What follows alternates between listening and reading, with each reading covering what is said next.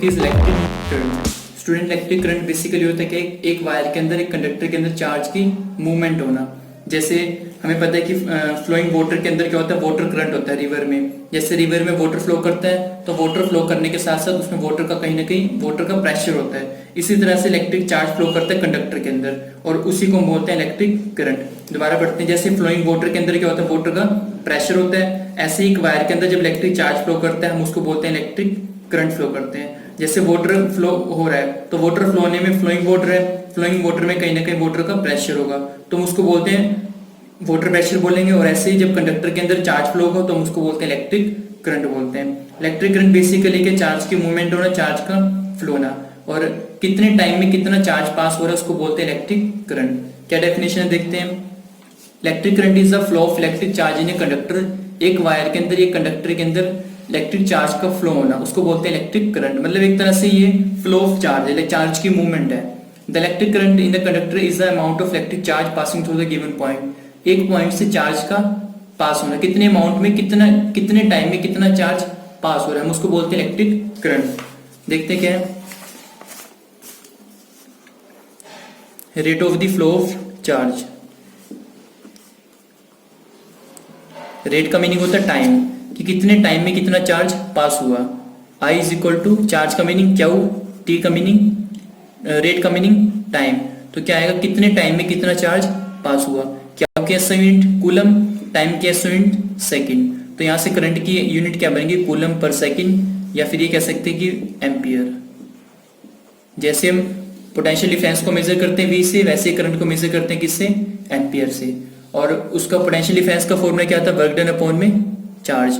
उसमें हमने पढ़ा था कि चार्ज को मूव कराने के लिए कितना वर्क डन किया गया है। और यहाँ पे ये पढ़ रहे हैं कि जो वायर के अंदर चार्ज फ्लो कर रहा है उसको कितना टाइम लग रहा है चार्ज को फ्लो होने में, उसको बोलते हैं दैट इज इलेक्ट्रिक करंट। इसकी SI यूनिट के कूलम पर सेकंड या फिर ampere. Current is equal to charge flow upon में टाइम, और इसके SI यूनिट आपको बता दिया मैंने, दैट इज 1 कूलम एम्पियर। जो अगर हमें 1 एम्पियर को डिफाइन करना हो तो 1 एम्पियर कैसे डिफाइन होगा, चार्ज के प्लेस पे क्या आएगा, 1 कूलम। इसकी डेफिनेशन क्या बनेगी, when the charge following is 1 coulomb in wire through 1 second. जब एक वायर के अंदर चार्ज 1 कूलम फ्लो कर रहे हैं 1 सेकंड के अंदर, मान लो मुझे 5 एम्पियर निकालना है तो 5 एम्पियर कैसे निकालेंगे, when the charge of 5 coulomb is flow in the conductor in 1 second. 1 second में 5 कूलम का चार्ज फ्लो करेगा तो वो बन जाएगा 5 एम्पियर बन जाएगा। स्टूडेंट, एक बात इसके अंदर मोस्ट इंपोर्टेंट क्या हमें ध्यान रखनी है, जिस डायरेक्शन में करंट फ्लो होता है उसके अपोजिट डायरेक्शन में इलेक्ट्रॉन्स फ्लो होते हैं। जिस डायरेक्शन में करंट फ्लो होगा, मान लो करंट यहाँ फ्लो हो रहा है तो उसके अपोजिट डायरेक्शन में क्या होगा, इलेक्ट्रॉन्स फ्लो होंगे। आगे हम इसके बारे में और डिटेल में पढ़ेंगे कि जिस डायरेक्शन में करंट फ्लो होता है उसके अपोजिट डायरेक्शन में इलेक्ट्रॉन्स फ्लो होते हैं। हम करंट को बेसिकली नाम देते हैं पॉजिटिव, प्रोटॉन्स। ये प्रोटॉन्स कहते हैं या फिर पॉजिटिव चार्ज कहते हैं। जिस डायरेक्शन में करंट, मान लो करंट फ्लो हो रहा है पॉजिटिव टू नेगेटिव, तो जो इलेक्ट्रॉन्स होंगे वो कैसे फ्लो करेंगे, नेगेटिव टू पॉजिटिव। आगे हम इसको डिटेल में डिस्कस करेंगे।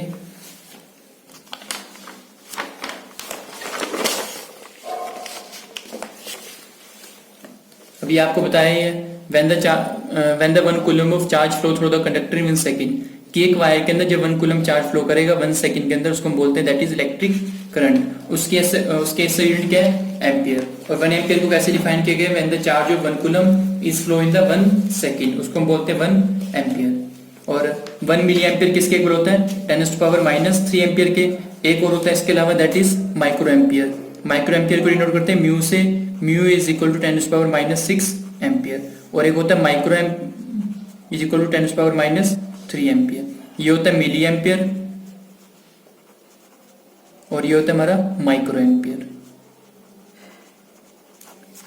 क्लियर। और इसके बारे में आगे और डिटेल में पढ़ेंगे कि इलेक्ट्रिक करंट कैसे मेजर करते हैं। जैसे हमने उसमें पढ़ा था कि वोल्टेज को कैसे मेजर करते हैं, किस इंस्ट्रूमेंट से मेजर करते हैं, पोटेंशियल डिफरेंस से, और उस इंस्ट्रूमेंट का नाम क्या था, वोल्टमीटर नाम था। ऐसे ही इसमें करंट को किस इंस्ट्रूमेंट से मेजर करते हैं, दैट इज एमीटर से। और उसमें हमने उसमें पढ़ा था कि वोल्टमीटर को सर्किट में किस में कनेक्ट करते हैं, पैरेलल में। इसमें मीटर को किस में कनेक्ट करते हैं, सीरीज में। सीरीज का मतलब होता है एक ही वायर में, जैसे ये वायर है मैंने इसी के साथ एमीटर लगा दिया, ये वायर आगे जा रही है तो उसको बोलते हैं सीरीज। ये एक वायर है, मैंने इसके साथ यहाँ पे वोल्टमीटर लगा दिया, इसको बोलते हैं दैट इज पैरेलल। ये पैरेलल हो गया, ये सीरीज हो गया। हम इसके बारे में और डिटेल में पढ़ेंगे। Within the circuit in which the current is measured. Ammeter को सर्किट में किस लिए लगाते हैं? करंट को मेजर करने के लिए। यहाँ से तीन क्वेश्चंस बन गए कि करंट को किस इंस्ट्रूमेंट से मेजर करते हैं? एमीटर से। और एमीटर को हमेशा किस में कनेक्ट करते हैं? सीरीज में। और एमीटर को किस पर्पस के लिए यूज किया जाता है? करंट को मेजर करने के लिए। और हमने उसमें पढ़ा था कि वोल्ट मीटर का रेजिस्टेंस क्या होता है? हाई होता है, ताकि उसमें से निग्लिजिबल करंट पास हो। रेजिस्टेंस का मतलब क्या होता है? अपोज करना, रजिस्टर डालना, रुकावट डालना, किसी चीज में रुकावट डालना। एमीटर का रेजिस्टेंस कम होता है, कम होने का मतलब है कम रुकावट होगी। कम रुकावट होगी तो करंट क्या होगा? ज्यादा से ज्यादा पास होएगा। It means it may not change the value of current flowing in the circuit, कि वो सर्किट के अंदर करंट की वैल्यू को चेंज नहीं कर सकता, क्योंकि उसकी रेजिस्टेंस कम है। रेजिस्टेंस कम होगा तो रुकावट कम होगी। मान लो हम कहीं जा रहे हैं तो हमें रास्ते में रुकावट नहीं आई बिल्कुल भी, तो हम अपने पाथ को चेंज नहीं कर सकते, मतलब हम जहाँ पे जा रहे हैं उसी पाथ पे चलते रहेंगे। एमीटर का रेजिस्टेंस कम है, रेजिस्टेंस कम होने का मतलब रुकावट कम है, अपोज कम कर रहा है, तो इट मीन्स उसके सर्किट के अंदर करंट की वैल्यू चेंज नहीं हो सकती। स्टूडेंट, हम थोड़ा सा और इसके बारे में पढ़ते हैं। जब इसको डिस्कवर किया गया, तब जब इसको इलेक्ट्रिक करंट को मेजर किया गया, तब हमें इलेक्ट्रॉन्स के बारे में नहीं पता था। उस टाइम जब हमें इलेक्ट्रिसिटी का फिनोमिना पढ़ा तो उसमें करंट को किससे मेजर करते थे? दैट इज पॉजिटिव चार्ज से। जब हमें इलेक्ट्रिसिटी का फिनोमिना डिस्कवर्ड हुआ, current was considered as a positive charge. अभी आपको पीछे बताया था मैंने कि करंट को किससे मेजर किया जाता था?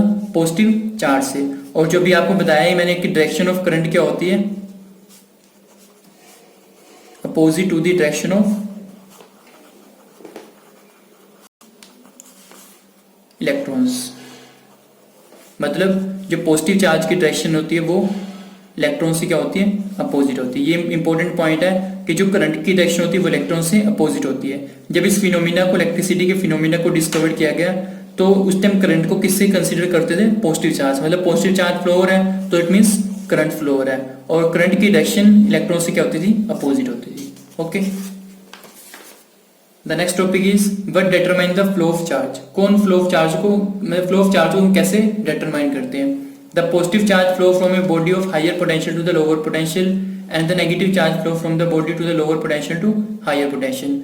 जो पॉजिटिव चार्ज फ्लो करता है वो हायर पोटेंशियल से लोअर पोटेंशियल पे जाता है, और जो नेगेटिव चार्ज फ्लो करता है, जहाँ पे पोटेंशियल ज्यादा होगा, जहाँ पे वोल्टेज ज्यादा होगी, वहां से पॉजिटिव चार्ज फ्लो होना स्टार्ट हो जाएगा।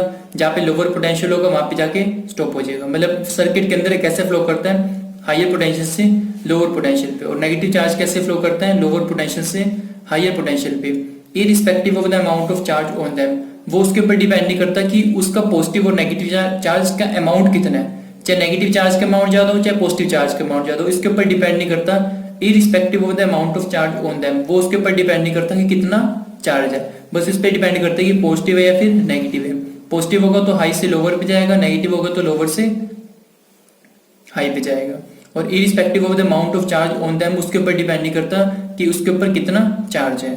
It is a potential of the body, वो खुद की बॉडी का पोटेंशियल है, not with the quantity of charge. Quantity of charge के ऊपर डिपेंड नहीं करता। अभी आपको ऊपर बताया कि वो अमाउंट ऑफ चार्ज के ऊपर डिपेंड नहीं करता है। जैसे कि हम यहाँ पे देख रहे हैं कि जो हायर पोटेंशियल है ये लोअर पोटेंशियल है।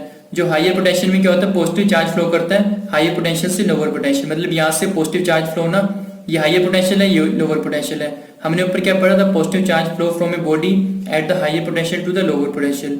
जो पॉजिटिव चार्ज फ्लो करेगा वो कहाँ से फ्लो करेगा? हायर पोटेंशियल से लोअर पोटेंशियल पे जाएगा। और जो नेगेटिव चार्ज फ्लो करेगा वो कहाँ से जाएगा? लोअर पोटेंशियल से हायर पोटेंशियल पे। एरो का साइन भी डला हुआ है कि जो नेगेटिव चार्ज फ्लो करेगा वो कहाँ जाएगा? लोअर पोटेंशियल से हायर पोटेंशियल पे जाएगा। जो पॉजिटिव चार्ज फ्लो करेगा वो हायर पोटेंशियल से लोअर पोटेंशियल पे जाएगा।